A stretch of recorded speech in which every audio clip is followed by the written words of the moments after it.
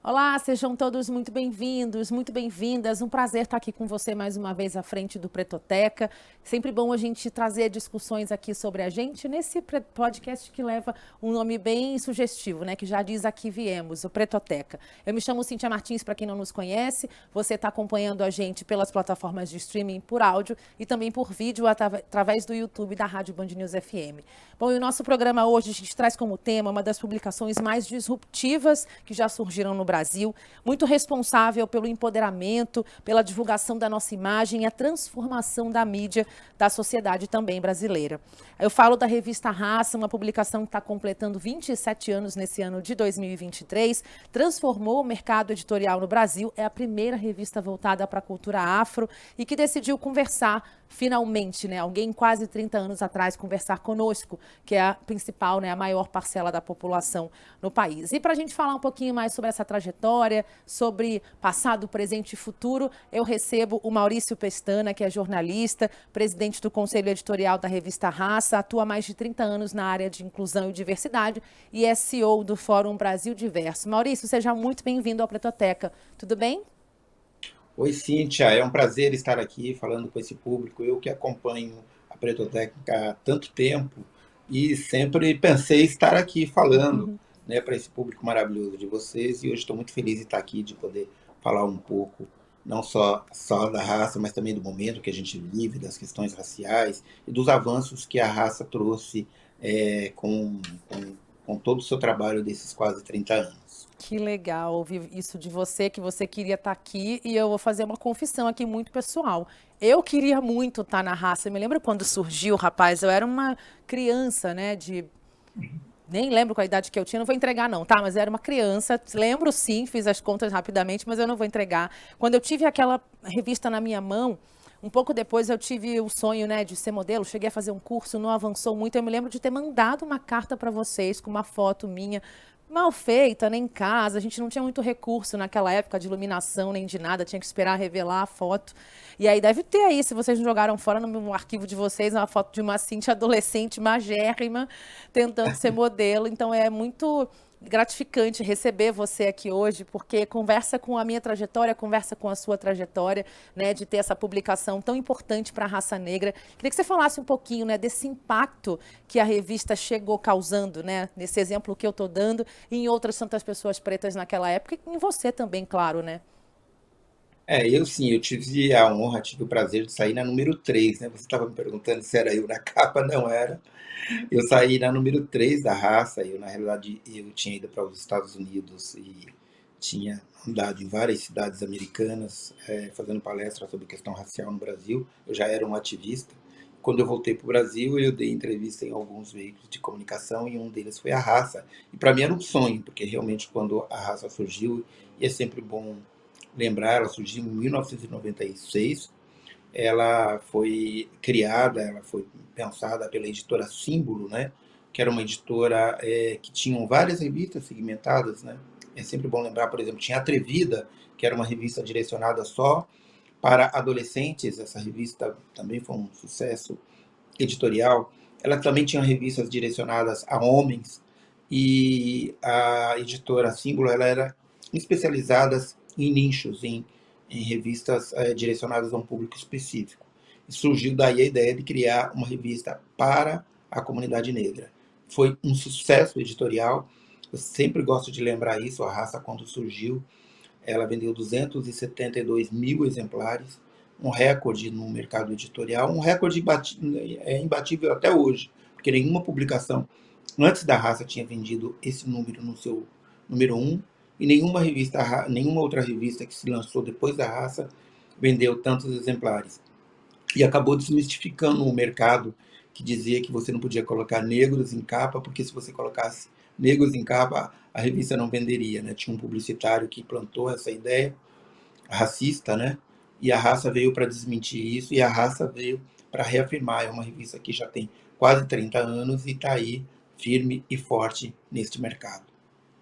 completamente racista, como tentaram nos colocar durante todos esses anos, né? E a revista veio provar o contrário, porque além de mostrar a gente ali em capas, né, como modelo, trazendo editorial de moda, você conseguiu incluir na revista discussões, né, sobre política, sobre raça, algo que já acontecia, né, dentro de movimentos negros, etc., mas colocar isso numa publicação, né, numa revista que chegou a tanta gente, e você vê o alcance disso, né? E começamos ali a ter referência sobre produtos, né, para nossa pele, a gente sabe que não existia, produtos para o nosso cabelo, a gente sabe que era algo que não chegava até a gente, mas a revista consegue concentrar ali toda uma cultura brasileira, né, uma cultura preta em 30 anos atrás, né? Realmente algo disruptivo que aconteceu. Exatamente. A raça ela surgiu como eu falo que a raça ela consegue mostrar o tamanho do preconceito, o tamanho do racismo no Brasil. Porque primeiro que surge uma revista no país que é o país o segundo maior país negro do mundo, né? Então você tem uma população aqui de negros somente superior a nós, a Nigéria, que fica no continente africano. É muito diferente dos Estados Unidos, por exemplo, que apenas 13% da população é negra. Nós não, nós somos 56%. Quando você olha a produção do audiovisual, quando você olha a produção, quando você olha a classe média negra americana, é muito superior a nós. Agora, em números absolutos, o Brasil é o segundo maior país negro do mundo. E nós não tínhamos uma revista. Quando a raça surge aqui no Brasil, os Estados Unidos tinham mais de 30 revistas direcionadas à comunidade negra, tinham canais de televisão, tinha uma série de coisas. Eu mesmo, quando fui para essa viagem nos Estados Unidos, logo no surgimento da raça, eu fui conhecer os estúdios da BET, que era uma empresa de comunicação negra. Eles já tinham isso lá e nós não tínhamos. Para ver o tamanho do racismo aqui, da dificuldade nossa. Então, a raça, quando surge, ela surge como o primeiro veículo de comunicação direcionada a esta comunidade. Tanto é que, até hoje, a raça é estudada, a raça existem trabalhos de mestrados, de doutorados, TCC. O fenômeno Raça Brasil, ainda hoje, é muito discutido. Como é que a gente levou tanto tempo para ter uma revista, e como é que uma revista, né, e como é que uma publicação, ou como uma ideia de comunicação, persiste há tanto tempo, há 30 anos. Né? Então, é um fenômeno, e eu fico muito feliz de estar à frente desse projeto, hoje por inteiro. Isso, a gente realmente precisava, né? A população negra estava carente de uma publicação como essa e não sabia, precisava de alguém que realmente desse esse passo para fazer. Agora, nesses quase 30 anos, né, você tem uma participação grande, né, do começo da revista, não da inauguração, mas você participa já do começo ativamente. Inclusive, vou pedir para o Cleison colocar de volta aí a imagem que a gente viu, que era da primeira capa. Gente, eu tinha certeza absoluta que era o Pestana, parece muito com ele, mas ele já disse que não é ele, né? E outras Não, pessoas já perguntaram isso para você, né, Maurício? já perguntaram. Eu sempre digo, eu não estava no início da revista, né? Eu passei a fazer parte, primeiro como diretor da revista.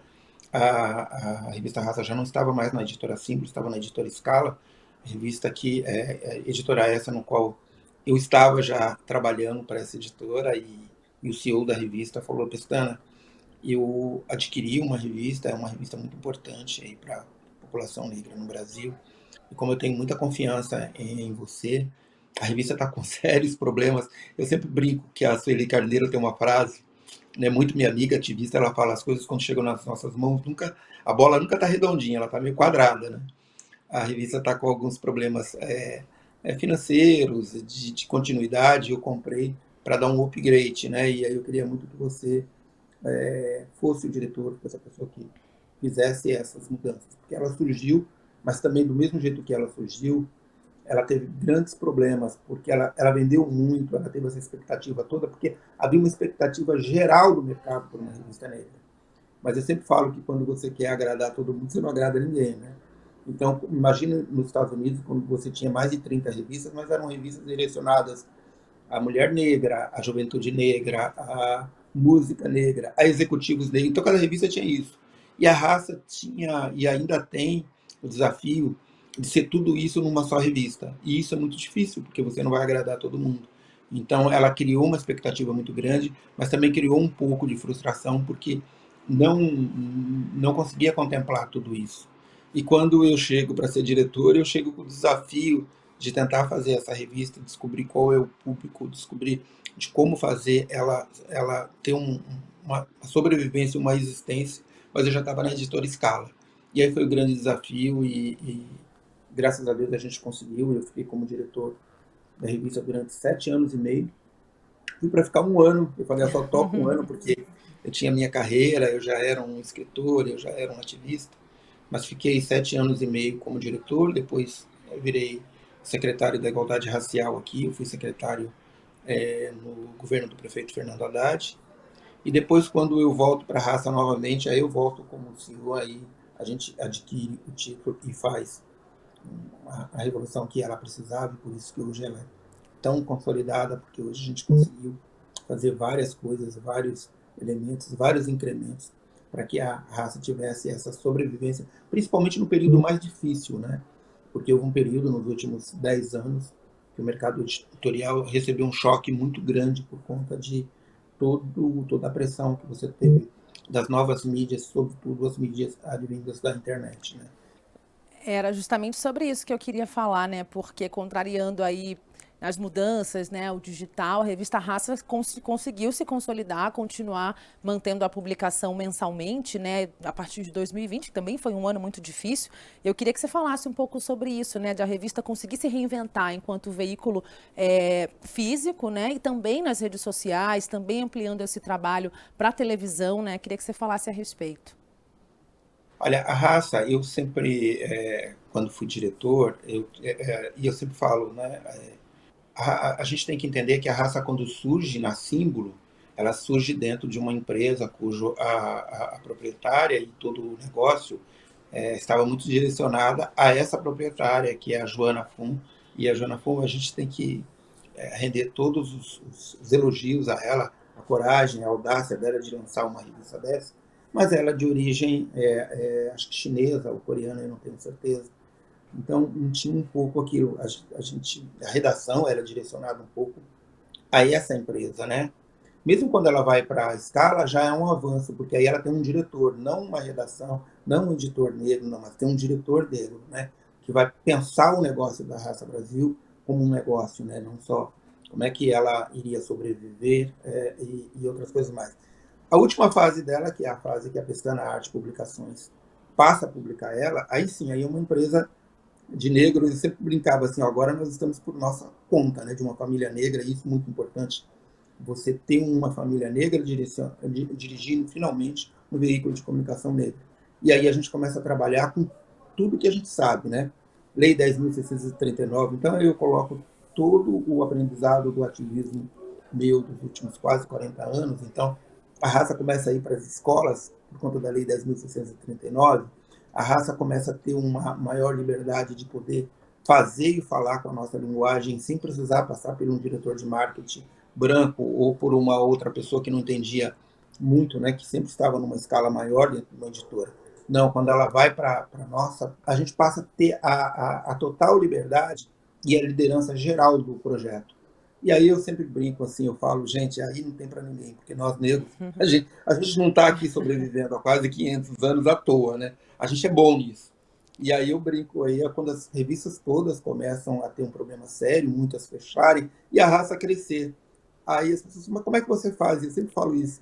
É o próprio Mundo Branco que me perguntar como é que você faz isso. Eu falo, gente, a gente sabe fazer, a gente sobreviveu até agora. Então a gente sabe muito bem como manter esse título e como a gente vai poder perpetuar. Aí eu brinco, e aí às vezes pergunta, mas eu me lembro quando veio para a gente, falou, mas vocês vão entrar num momento que o mercado editorial, né, as revistas estão caindo, estão acabando, eu brincava e falava assim, olha, agora a gente tem mais espaço nas bancas de jornais, né? Porque antes colocava a raça lá atrás de um monte de revista, agora ela é quase que única e absoluta. Então a gente vive muito, muito bem, mas porque a gente também aprendeu a se reinventar e também a direcionar todo o projeto um pouco para a nossa comunidade, né? Exatamente. A gente está aqui sempre no Pretoteca tecendo várias críticas, né? A área da comunicação da qual eu faço parte, mas a gente está aqui também para criticar, para melhorar. E é uma questão que a gente fala muito, né? O quanto o jornalismo ele é feito por pessoas que têm a mesma origem, que têm o mesmo olhar, que vêm do mesmo lugar. No geral, pessoas brancas, né? Então, a importância da raça estar permanecendo é porque ela está fazendo esse caminho da diversidade que é urgente, né? A gente tem essa mudança acontecendo muito na frente das telas, em muitos veículos, né? Mas quem está mandando geralmente não são pessoas pretas que têm um olhar diverso, um olhar da maioria da população. Acho que por isso, para conversar, né, com a maioria da população, com pessoas que vêm de periferia, não em sua maioria, porque isso está mudando e que bom, né? É bom saber que pretos vêm de outras áreas também, não só de momentos de sacrifício e de dor. Mas é importante saber que tem pessoas pretas mandando ali na raça, né, Maurício? Assim, primeiro que eu sempre falo que comunicação e educação são duas coisas que andam muito juntas, né? Eu brinco que todas as vezes que eu ia participar de seminários e participo de seminários do movimento negro, eu sempre fico dividido. Eu nunca sei se eu entro no grupo de comunicação ou no grupo de educação, porque as coisas são tão importantes e uma coisa tem tanto a ver com a outra. E no Brasil, infelizmente, né, educação e comunicação sempre teve além das nossas mãos, nunca estiveram nas nossas mãos, até porque são ferramentas estratégicas, muito estratégicas de comando e de exercimento de poder. Uhum. Então, a gente nunca pôde exercer esse poder via comunicação. A raça, ela consegue fazer isso, e tanto é que eu sempre falo, talvez a raça que hoje está na TV, está nas mídias digitais, está no impresso, seja o único veículo de comunicação que está em todas as instâncias e que está sendo dirigido por uma família preta. Porque quando você pega a comunicação no Brasil, é meia dúzia de famílias, sempre são famílias brancas. Então eu acho que isso mostra também o momento que a gente está vivendo agora e o quanto a gente está avançando e o quanto a gente vai avançar. Porque é inevitável que no ano, né, a gente está no século XXI, e que você tem um país cujo 56% da população é formada por negros e negras e que tenha instâncias ainda de poder que nós não estamos atuando. Isso é horrível, né? Eu estava brincando esses dias, conversando. Eu já não aguento mais ser o único. Antes, nas redações, eu era o único, né? O único jornalista negro. Graças a Deus, hoje a gente Uhum. está mais. Mas eu acho que a gente tem que ser mais pessoas, donos de veículos de comunicação, donos de bancos, donos de tudo, que a distribuição de renda, de poder, a distribuição econômica seja geral para nós. Então, que venham mais raças, que venham outros veículos e que a gente possa estar se mostrando, né, como país e não só servindo de funcionário, servindo de, enfim, e hoje que a gente avança para isso, porque antes nem isso a gente aparecia. É isso, eu acho que temos um caminho árduo ainda pela frente, né, Maurício? Mas é muito bom a gente estar vivo nesse tempo para ver essas transformações acontecerem. Agora eu queria saber de você, né? Já que não é você na primeira capa, parece, mas não é. Qual que é a capa que mais te marcou nesses 27 anos de raça, ou que tenha tido uma repercussão maior, que marcou bastante o público também? Olha, eu sempre falo que existem duas capas que eu acho muito bonitas da raça, né? Uma já um pouco dessa fase mais antiga e tal, que é da Valesca. Ela é uma pessoa ligada a samba. Eu gosto muito de uma capa que é uma capa preta e ela é muito colorida, mostra muitas coisas de cores, da questão negra na sua essência, porque eu sempre falo que, infelizmente, e que não é uma dádiva nossa do Brasil, nos Estados Unidos também existe essa questão do colorismo, né? Então você tem pessoas negras de pele clara que sempre saem mais nas capas das revistas, nossa, só aqui, mas como lá. Então quando eu vejo pessoas pretas, a gente tem aí Adriana Alves, por exemplo, tem capas maravilhosas, então é uma negra da pele, é uma negra de pele bem escura, mas bonita na capa. Eu sempre Uhum. ressalto isso, porque também a gente tem que olhar isso. A gente sabe que no colorismo, negros de pele mais clara levam vantagem nessa sociedade que é prismada pela cor da pele, né? Então eu gosto dessas capas. E tem uma outra capa que eu acho que é a capa mais emblemática, mais importante, a mais bonita que eu acho, do ponto de vista não só estético, mas também do ponto de vista político, que é uma capa quando faz um ano que a Marielle Franco é assassinada. A gente fez uma capa com a família, com a irmã, com a mãe, com o pai, com a filha dela e uma cadeira vazia. E o Uau. título é um ano, e aí, quem matou Marielle, né? Até hoje a gente faz essa pergunta. Então eu acho essa capa muito bonita, muito forte. É, Mas realmente. são 250 capas nesses 27 anos, então tem capas maravilhosas, é claro, aquilo tem as que eu gosto, mas tem as que o público mais gosta. As pessoas gostam muito também dessa primeira, essa número um, né? Porque essa foi a que Uhum. chocou, a que mostrou a que nós viemos e que estamos aí até hoje. Pois é, e a importância, né, essa capa que você falou da Marielle, da família da Marielle, é muito forte, porque mostra também a proposta da revista, que não é só mostrar pessoas pretas ali sem voz, né, sem trazer uma discussão política, apenas o corpo preto pelo corpo preto, né? A gente realmente vê que a revista faz uma proposta que vai muito além de trazer uma discussão e uma mudança social mesmo, né, através das nossas mãos. Agora, eu queria voltar a falar dessa questão dessa inclusão, né? Porque a revista, já vi Thaís Araújo e Lázaro Ramos várias vezes na capa, né, sozinhos e também como casal, mas é legal também a gente ver que enquanto publicações brancas colocam esses dois, né, que são nossa referência, como se eles fossem os pretos únicos, né, em outras publicações, a raça mostra uma diversidade mesmo de personalidades negras, né? Você falou da Valesca, você falou da família da Marielle, tantos outros que fazem parte dessa capa em tantos anos aí. Eu queria que você falasse justamente dessa questão da diversidade dentro da empresa como um todo, né? A gente trouxe essa conversa agora, 2 perguntas atrás, mas você tem uma atuação muito forte na questão de ESG, né? Que trata dessa diversidade também aí dentro das empresas, né? Você é CEO e fundador do Fórum Brasil Diverso, que vai acontecer agora em novembro. Queria que você falasse do fórum, né, separadamente, e também como que essa atuação, essa necessidade de diversidade tem atuado, ou melhor, o ESG dentro da própria raça. Bom, antes de mais nada, eu sempre tenho que lembrar, como eu disse a você, né? Eu saí no número 3 da revista Raça, porque eu estava dando entrevista aqui no Brasil para vários órgãos de comunicação, porque tinha ido para os Estados Unidos a convite do Departamento de Estado americano, estou falando isso de quase 30 anos atrás, para falar sobre a questão racial no Brasil, em universidades, em vários estados americanos. Então, eu sou um profundo estudioso da questão racial no Brasil, né? Então, a junção de raça e Maurício Pestana é uma junção de alguém que estuda isso profundamente, de uma revista que vem mostrando e falando isso também há muito tempo. E logo quando a raça veio para as nossas mãos, em definitivo mesmo, para que a gente pudesse tocar o futuro dessa revista, os meus estudos e tudo que eu havia pensado em termos de igualdade racial mostrava uma coisa, e tudo que eu havia estudado, né, permanecido, e aí já tinha ido outras vezes nos Estados Unidos, me apontava para uma coisa: o Brasil é um país muito diferente.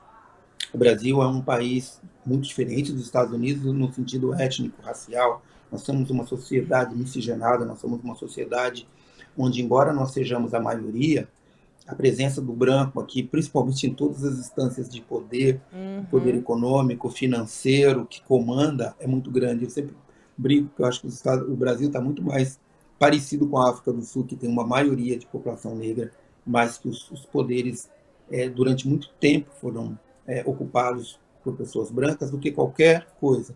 Muito diferente dos Estados Unidos, que 13% da população apenas é negra. Então, eu sempre preguei que a gente tivesse que ter os aliados brancos para que a gente pudesse avançar. Surge aí o Fórum Brasil Diverso, que é essa capa. Essa Muito bem, capa que a gente vocês. falou, né? Eu Nossa acho equipe ela, foi rápida. eu acho essa capa Fantástica. fantástica. Eu acho que realmente essa capa é a grande capa, na minha concepção, na minha opinião, Uhum. de revista Raça. Para quem está E acompanhando a gente no YouTube, nossa produção colocou a capa que ele falou da Marielle aqui na nossa tela. Pode falar, Maurício. eu fiquei muito. Quando eu venho dirigir mesmo a revista, eu falo, a gente tem que pensar nesses aliados, tem que pensar também em formas, né, de sustentabilidade da revista, e como é que a gente fala com essas pessoas? A gente fala com essas pessoas da seguinte forma: vocês detêm o poder econômico, o poder político nesse país, e vocês têm que ser também conscientizados de que tem coisa errada nesse país. A desigualdade é muito grande e a desigualdade tem cura aqui. Então eu começo a fazer primeiro a gente surge como um fórum, primeiro fórum São Paulo Diverso, que era a reunião de várias empresas que não tinham nenhum programa, principalmente as empresas brasileiras, de inclusão, de diversidade, de olhar para os produtos negros como a raça, e pegou algumas empresas que já tinham esse trabalho, em sua maioria empresas multinacionais, empresas que já têm origem nos Estados Unidos. E eu crio o Fórum São Paulo Diverso primeiro. Eu me lembro que o primeiro e o Fórum Brasil Diverso vai fazer 9 anos aqui. Nós sempre trouxemos convidados internacionais, e o primeiro eu trouxe, por exemplo, o diretor de diversidade e de inclusão da Coca-Cola no mundo, que nunca tinha vindo ao Brasil, para falar como é que a Coca-Cola estava fazendo isso nos Estados Unidos. E trago muitas empresas americanas, empresas europeias, para falar como é que elas trabalhavam a diversidade e a igualdade. Então a gente começou a fazer um intercâmbio muito grande com as empresas brasileiras, e hoje eu fico muito feliz que 9 anos depois nós temos grandes conglomerados, grandes empresas brasileiras como a Magazine Luiza, como Itaú, como outras empresas que hoje investem e trabalham muito com a área de diversidade, com a inclusão Vivo. Enfim, você vai ter empresas multinacionais, empresas brasileiras que trabalham nisso. Isso foi um trabalho que a gente fez, né? Isso foi um trabalho puxado um pouco pela revista Raça, mas hoje o Fórum Brasil Diverso, que aliás acontece agora dia 17 e 18 de novembro, vai ser no Hotel Unique, vai reunir grande parte dessas empresas, vai continuar trazendo, vai trazer convidados da Europa, convidados dos Estados Unidos, para falar quanto a diversidade, quanto a inclusão, o quanto as empresas precisam estar apoiando projetos como a Revista Raça e como outros projetos de diversidade e de igualdade que faz alavancar o nosso povo preto. Sensacional. A gente foi passando algumas outras capas aí enquanto você falava. Só para citar aqui, né, o tema do Fórum Brasil Diverso que você trouxe desse ano é ESG, a síntese da diversidade, equidade e inclusão. Bom, Maurício, olhando para trás, né, para esses 27 anos, né, de história da revista Raça, a gente falou bastante de presente, do quanto a revista continua transformando, né, a nossa sociedade, o quanto ela foi falando assim de forma pessoal, né, de uma experiência pessoal, o quanto ela foi divisora de águas na construção da minha autoestima, né? E eu sei que foi exatamente a mesma coisa para muitos outros pretos, adolescentes pretos que pregaram essa revista na época, nos anos 90. O que a gente espera de futuro, né? O que você pode dizer do amanhã para a revista Raça? O que você pensa, o que você sonha? Hoje, a Raça já é o maior veículo de comunicação da América Latina, né? Eu sempre falo que é o único veículo de comunicação presente em todas as mídias, inclusive no impresso, né? Uma vez que nós estamos hoje com a mídia digital muito forte, mas são poucos os veículos, só os grandes veículos, como Globo, Folha de São Paulo, algumas revistas da Abril, que se mantêm no impresso, na TV, no digital, e a Raça está dentro desse grupo. A Raça hoje está num grupo de apenas 5 publicações, 5 revistas no Brasil, que duraram quase 30 anos. E eu falo que a gente vai durar mais. Estamos aí, a gente olha do lado, só 5 tem essa longevidade.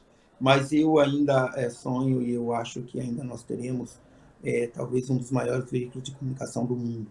Porque a partir do ano que vem a gente vai avançar muito para uma série de outras coisas, de outras produções que dizem respeito também à produção do audiovisual.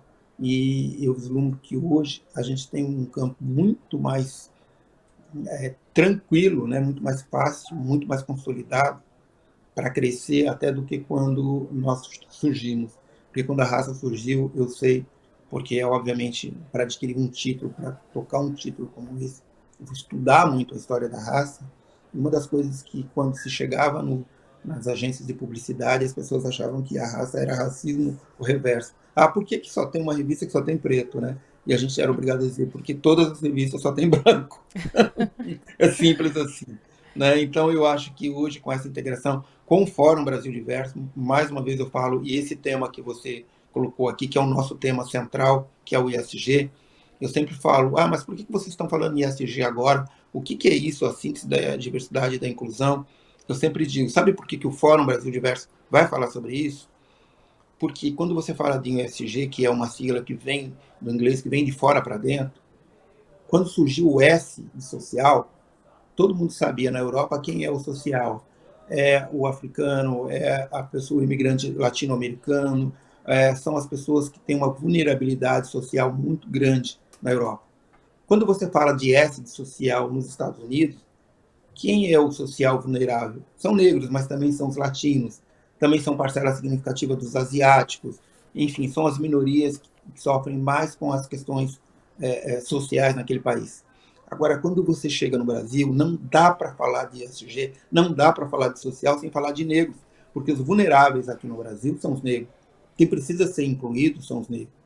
Né? Os negros são a maioria das pessoas que ganham menos, que moram mal, que têm problemas sociais muito grandes. Né? Estão mais Então, expostos à violência, né? exatamente. Então, as empresas têm que pensar. É o elo. O SG é o elo entre a inclusão e a diversidade, de verdade, no Brasil. Então, pensar em ESG é pensar em comunidade negra neste país. Olha, eu quero te agradecer muitíssimo, Maurício. Pensar na Cíntia dessa época, né, pegando a revista Raça pela primeira vez, e hoje estar conversando com você, né, a gente conseguir traçar, de certa forma, aqui através dessa conversa, essa linha do tempo da existência da revista, do quanto ela é importante. Eu realmente fico muito emocionada de estar diante de você aqui hoje e conseguir conversar com uma das pessoas responsáveis por essa transformação, né, uma pessoa que me levou a estar aqui, de alguma forma, né, sendo uma comunicadora, né, um veículo que me ajudou a escolher a minha profissão. Então, quero te agradecer muito pela conversa que a gente teve aqui hoje, e essa é uma porta aberta para vários outros momentos, tá? Você precisando, o Pretoteca está de portas abertas para a gente conversar sobre diversidade, sobre equidade, sobre questão de gênero, de raça, e quero te agradecer muitíssimo, e você pode falar aí o que você quiser, porque a casa é sua. Olha, Cíntia, eu é que quero agradecer muito por esse momento, né, que nós estamos vivendo hoje, por estar num programa de negro falando para uma pessoa que está me entrevistando negra. Antes você só tinha isso na revista Raça, mas hoje a gente É tem na verdade. televisão, hoje a gente tem num programa como o seu, em redes como a Band, enfim, em todo um ecossistema que está. Isso mostra o quanto a gente avançou, o quanto nós estamos progredindo. Então, eu fico muito feliz, muito feliz. E vou voltar assim. Quero falar Volte. ainda mais aqui de fórum, falar de carreira, falar dos meus livros, né? Porque eu também sou escritor. Verdade. Para fazer um pouquinho de Pode propaganda, que a fazer. empresa antirracista é uma das minhas publicações, eu que tenho mais de 60 obras publicadas, inclusive algumas fora do país. Então é muito bom estar hoje também passando toda essa minha experiência para a revista Raça, para a equipe da revista Raça, para os editores, para as pessoas que fazem o dia a dia da revista Raça, e poder estar falando aqui, estar representando o meu povo. Eu que te Claro, agradeço. eu te agradeço de novo. Vou pedir para você fazer a propaganda mais uma vez. Mostra o livro aí de novo, que a gente agora abriu a tela para a gente ver de novo. Tá aí, ó, gente. Olha, a Maurício empresa Pestana, antirracista a empresa antirracista. é um livro no qual eu entrevisto 20 CEOs e lideranças de grandes empresas para falar o que essas empresas estão fazendo na área da diversidade, da inclusão e da questão racial. É isso, é um assunto urgente, um tema urgente, não dá mais para ficar para trás do assunto de diversidade. É por isso que a revista Raça existe, é por isso que o Pretoteca existe. Maurício Pestana, obrigada mais uma vez pela sua conversa, e obrigada a você que acompanha sempre a gente aqui, tanto nas plataformas de streaming quanto através do YouTube da Rádio Band News FM. Um beijo, até a próxima.